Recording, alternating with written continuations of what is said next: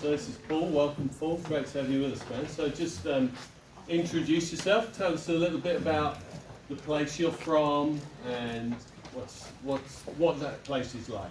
Yeah, so I'm from Middlesbrough in the northeast of England, and our kind of area is like 138,000 people, 141,000 people now. I think it's been voted again the worst place to live in England. Massive poverty, drugs, brokenness, homelessness, you know, big city problems, but the size of the town and the finances of the town and everything else. So yeah, very kind of forgotten and destitute. Yeah, and our, you know, Teesside, which is a part of Tees Valley, then there's about 570,000 people there. So, you know, in different levels, different ways, but yeah, that's kind of where we live. Awesome. And just share with us, Paul, how did you, and it's your wife Stella, isn't it? How did you guys get started, you know, proclaiming the gospel, making disciples? I think you might have seen some new house churches start. Yeah. So how did you guys get going? Basically we were like living the dream. We were like leaders of a church. We saw about 180 salvations in 6 months. We saw healings like all the time. Just power, gospel, preaching, all the stuff. But then I think I just started, always had it on my heart about the lost people. I think I got saved in jail, and even in prison, God put that on my heart. Every home with Jesus is a different home. Every man who's beating his wife up wouldn't with Jesus. Every man who's abusing his kids wouldn't with Jesus. It's always on my heart. And I think God just began to remind me of the people outside of the church. Then we had a guy from the underground church in China come, and he spoke about the fact the church in the West is making converts, not disciples. And then he unpacked over a weekend what a disciple was. And at the end of that weekend, I realised not only that I wasn't a disciple, but also that I wasn't actually making them. And therefore, it was like, I'm going to leave this life, and God's going to say, where's the disciples? And I looked behind me, and there was no one there. Yeah. So that was the impetus to get out and start looking. Francis Chan left his church at the time, which was a big thing in the world, and started going down that route, which started me looking at possible opportunities. But yeah, it was just following the Bible and getting out, and that was the catalyst to make us leave. Because eventually God said, I want you to leave. So yeah, we made the decision to step off leadership, and then essentially the church has shunned us. So yeah, he promised us that, didn't he? I think someone said that, didn't they? Yeah, so That might happen. yeah. Okay, so that's a few years ago now. Yeah. So just describe for us any progress you guys are making there across Teesside and Middlesbrough. Yeah. You know, some things that you've seen happen. Yeah. I don't know if you've got one or two stories. I think off the back of those, what we've already heard, it's like, I think genuinely, I think last year it looked amazing. It was like all the things we'd thought of, all the things we'd seen, because you get into this world and there's a lot of language, there's a lot of talk about fifth generation and all these different things, and you have all these visions and everything else, and it's like, so you're aiming for these things to happen. So last year we saw a lot of baptisms, we saw groups forming, prayer meetings start multiplying. It was like amazing. And then it was like, but then over the last 7 months, it's been this massive refinement. And we came out of it like, where the heck is everything? It's all gone. Like, so for us, it's genuinely been this thing about resetting what we've been doing. And so a couple of, what did you say, a couple of stories? Share a story with us that describes where you're up to right now, or where you got up to in that season. Yeah, I think genuinely, do you know what the stories I've just been thinking about, the difference between the two guys before me? We started on our own. We didn't start as part of a team. We didn't start as anything. We started on our own. And I think the struggle's been trying to build things and build team.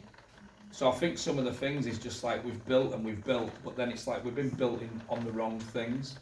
So we've got some good stories out of that, some good salvations, good disciples.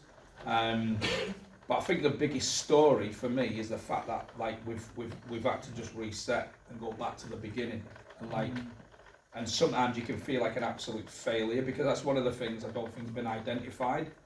It's the biggest encouragement you can have in this work is to get comfortable with discouragement, because it's literally every single day you get discouraged, and it's to be okay in that discouragement, and then seeing like the victories for what they are. So I was massively discouraged in the summer, felt like a failure, like sent our newsletter out, like how can I even write this? I think I even started off saying, this is like, I don't even know I'm writing this. But then genuinely the amount of people that come back saying this is so encouraging, how real it is. And so I think in terms of stories, like genuine, there's a lot in there, there always is. The greatest story I think that highlights where we're at right now is there's a couple, anyway, they're a gay couple. One of them is like a Reiki master and medium spiritualist. And we started tracking with them 16 months ago, just about learning to be slow. And knowing at the time, I think we spent time with Ben, different things, and at the time it was like, yeah, get him to ask him to pray for you, invite him for food, and it was like, what? So we did, we invited him into our home, went to their home for food, and we built this relationship up. But I knew at some point, involved in all this stuff, something's going to happen. And so over the past couple of months, I've had opportunities where I'm like counselling him and helping him, advising him just when he's going to different places. And the last time I met with him, he was talking about this pagan spiritual entity that came and visited him, which is very dark but also light. He was confused, so I got the opportunity to just share the knowledge of darkness and light, and it's not a big deal, but it's just the fact that sometimes you've got to go really slow and just get into people's worlds, because they're so deep into some things. What my hope was at the beginning of this relationship is when it started going really dark, he'd have a light in the darkness to come to find freedom in Jesus. And I think of stories I've got right now, as I sat there, what's something, that's a story. I think that's it. It's just understanding that sometimes it's not all about the here and now, it's about longevity and sowing into people, loving people. So that's probably something. That's good, man. That's great. Thank you. What's been a significant lesson for you, or just at any point that game change for you? I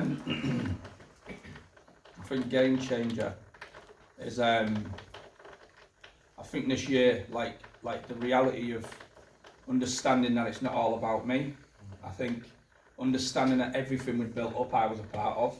Right, yeah. And because of that, when I stopped doing the things, it all fell down.